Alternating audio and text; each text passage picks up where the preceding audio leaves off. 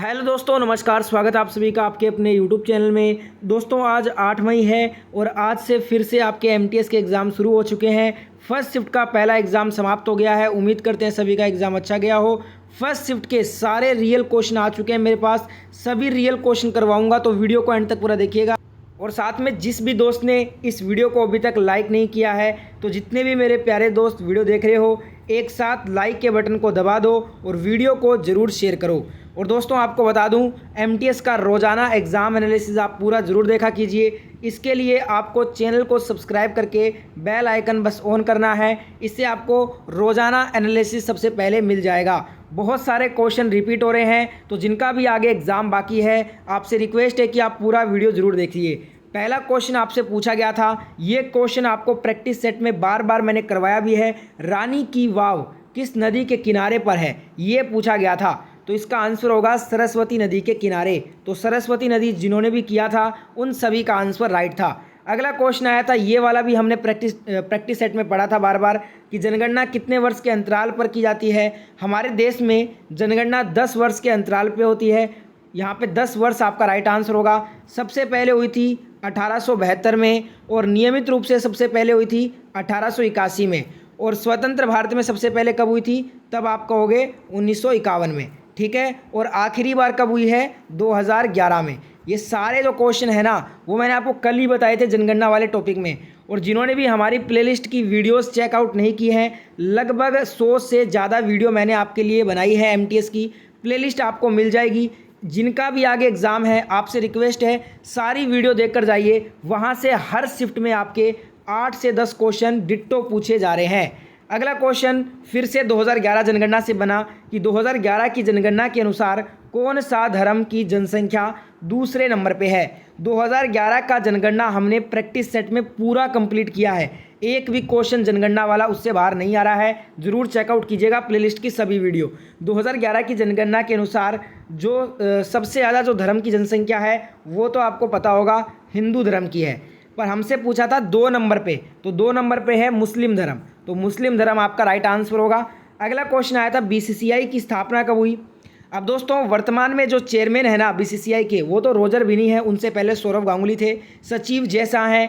पर आपसे पूछा है कि बीसीसीआई जो है, जो कंट्रोल करता है क्रिकेट को भारत में, इसकी स्थापना, तो इसकी स्थापना दिसंबर 1928 में हुई थी। तो दिसंबर 1928 राइट आंसर होगा। अगर आपसे बीसीसीआई का हेडक्वार्टर पूछ ले, तब आपका आंसर होगा मुंबई वानखेड़े में है। अगला क्वेश्चन आया था, अंडमान और निकोबार कौन सी जल संधि से आपस में अलग होते हैं। अब ये सारे क्वेश्चन प्रैक्टिस सेट में कितनी बार हमने किए हैं। जिन्होंने भी मॉक टेस्ट लगाए होंगे हमारे सारे, वो आज आराम से 10 से ज़्यादा क्वेश्चन तो सिर्फ प्रैक्टिस सेट से ही अटेंड कर दिए गए होंगे। ठीक है, क्योंकि बहुत क्वेश्चन का जो लेवल है ना, बहुत ईजी टू मॉडरेट रखा गया है। अंडमान और निकोबार को 10 डिग्री चैनल द्वारा अलग किया जाता है। तो 10 डिग्री चैनल आपका बिल्कुल करेक्ट आंसर था। एक क्वेश्चन आया था राउत नाच, ये भी प्रैक्टिस सेट में मिलेगा आपको। छत्तीसगढ़ का है ये राउत नाच। एक होता है रऊफ और एक है राउत। आपसे पूछा था राउत, जो कि छत्तीसगढ़ का है। ये एक अनुष्ठानिक नृत्य है जो मुख्य रूप से छत्तीसगढ़ के आदिवासी समुदाय द्वारा किया जाता है। एक है आपका रऊफ, जो कि जम्मू कश्मीर का है। ठीक है, दोनों में आपको जो है ना कंफ्यूज नहीं होना है। ठीक है, अगला क्वेश्चन आया था, उस्ताद अलाउद्दीन खां कौन से वाद्य यंत्र को बजाते हैं। ये क्वेश्चन भी आपको प्रैक्टिस सेट में मिल जाएगा। बार बार आपको बोल रहा हूँ, आज वाली शिफ्ट के तो लगभग 10 से 12 क्वेश्चन हूबहू हमारी प्रैक्टिस सेट से ही रिपीट हुए हैं।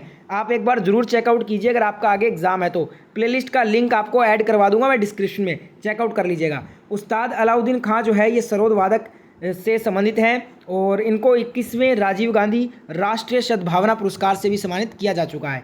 अगला क्वेश्चन आया था, रोजर फेडरर का संबंध। देख सकते हैं क्वेश्चन का लेवल कितना इजी टू मॉडरेट है। टेनिस से संबंधित हैं और ये स्विट्जरलैंड के निवासी हैं। और रोजर फेडरर 20 ग्रैंड स्लैम पुरुष एकल खिताब जीत चुके हैं। अब ये रिटायरमेंट ले चुके हैं, अब ये नहीं खेलते हैं। ठीक है, अगला क्वेश्चन है, तत्वबोधिनी सभा का गठन कल ही बताया था आपको, 6 अक्टूबर 1839 को हुआ था।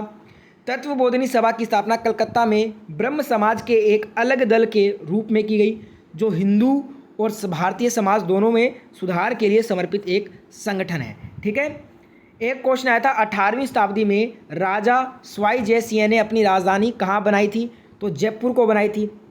कुछ बोल रहे थे कि क्वेश्चन ये था कि स्वाई ने कौन से शहर की स्थापना की, ऑप्शन में जयपुर था। देखिए क्वेश्चन किसी टाइप से पूछे आपको पता होना चाहिए कि जयपुर की स्थापना की थी स्वाई ने, और उसने राजधानी भी जयपुर को ही बनाया था। ठीक है, अगला क्वेश्चन आया था राष्ट्रपति का शपथ किस अनुच्छेद में है। दो राष्ट्रपति से क्वेश्चन है, दोनों हमारे प्रैक्टिस सेट से आए हैं, दोनों करवा देता हूँ।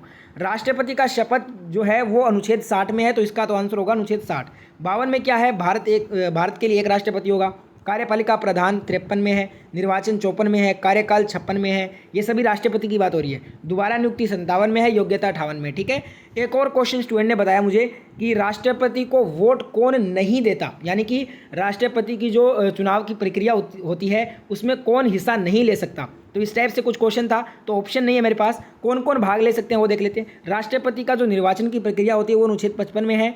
संसद के दोनों सदनों यानी कि लोकसभा और राज्यसभा तथा साथ ही राज्य विधायिकाओं यानी कि विधानसभाओं के निर्वाचित सदस्य मिलकर राष्ट्रपति का निर्वाचन करते हैं। अब इनके अलावा जो ऑप्शन में था वही आपको छांटना था, क्योंकि क्वेश्चन एग्जैक्ट ये था कि राष्ट्रपति के निर्वाचन प्रक्रिया में कौन भाग नहीं लेता, तो ये सभी भाग लेते हैं। इनके अलावा जो ऑप्शन में आपको दिया था दोस्तों वही आपको आंसर करना था। ठीक है, वीडियो को जिसने भी अभी भी लाइक नहीं किया है सभी के सभी वीडियो एक बार पॉज करके सभी के सभी लाइक बटन दबाओ पहले, वीडियो को आगे तब कंटिन्यू कीजिएगा और ज़रूर शेयर कीजिए। आपके लिए इतना मेहनत कर रहे हैं तो आपको लाइक शेयर तो ज़रूर करना ही चाहिए। ऐसा एनालिसिस आपको कहीं नहीं मिलेगा, इसलिए चैनल को सब्सक्राइब करके बेल आइकन ऑन कर लीजिएगा।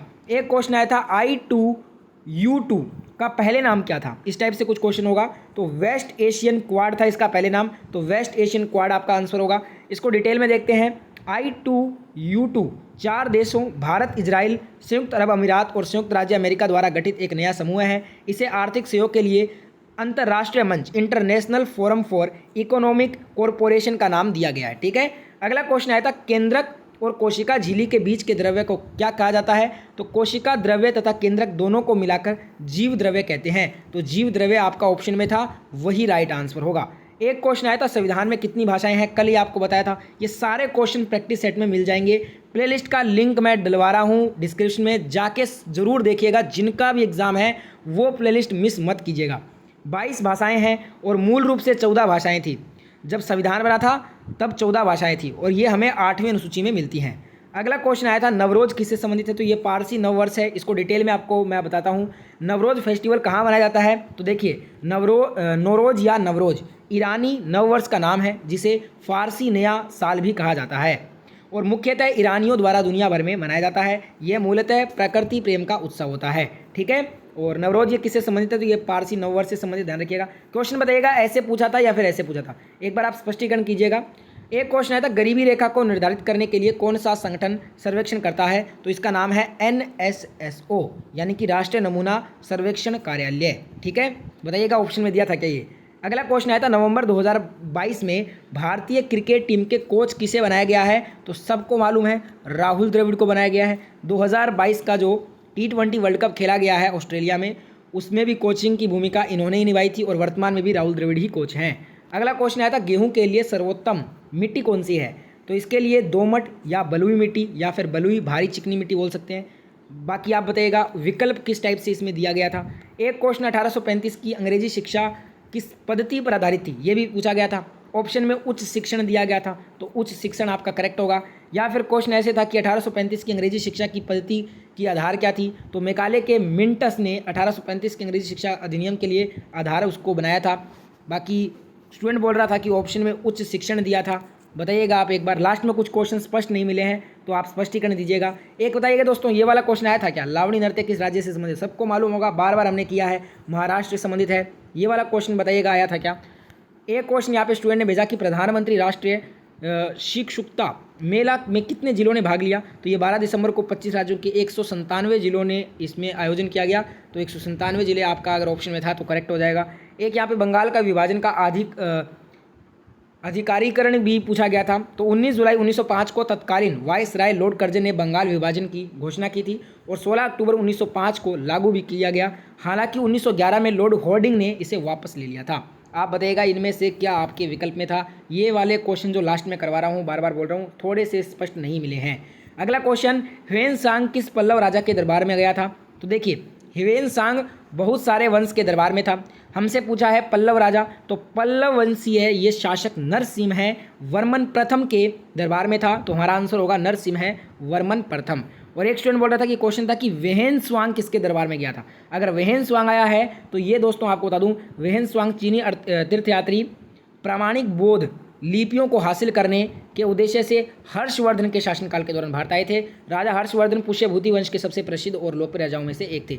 बताइएगा हेनसांग का पूछा था या फिर हवेनसांग का पूछा था। अगला क्वेश्चन, भारत छोड़ो आंदोलन कब शुरू हुआ? सबको मालूम है 8 अगस्त 1942 को हुआ था, ठीक है। और एक आया था विद्युत धारा जोड़ने और हटाने में किसका हम प्रयोग करेंगे? अगर हमें जोड़ना है और हटाना है तो हम उसमें बीच में क्या करेंगे? इंसुलेटर या फिर प्रतिरोधक लगाएंगे। बताइएगा कुचालक ऑप्शन में दिया था या प्रतिरोधक, क्या ऑप्शन में दिया था आपको? एक अनुच्छेद 17 ये वाला जरूर नहीं पूछा होगा, एक स्टूडेंट ने भेजा है तो मैंने ले लिया है। बताइएगा ये था क्या क्वेश्चन, क्योंकि ये 2 बार तो आ चुका है। तो ये थे क्वेश्चन आज के फर्स्ट शिफ्ट के, लगभग रियल क्वेश्चन है सारे के सारे। कुछ अगर क्वेश्चन डाउट हैं तो उनको आप क्लियर कीजिएगा कमेंट में। मैं मिलता हूँ आपसे सेकंड शिफ्ट के साथ। वीडियो पूरा देखने के लिए बहुत बहुत धन्यवाद। लाइक शेयर सब्सक्राइब और बेल आइकन ऑन करके ही वीडियो को एंड कीजिएगा। जय हिंद जय भारत।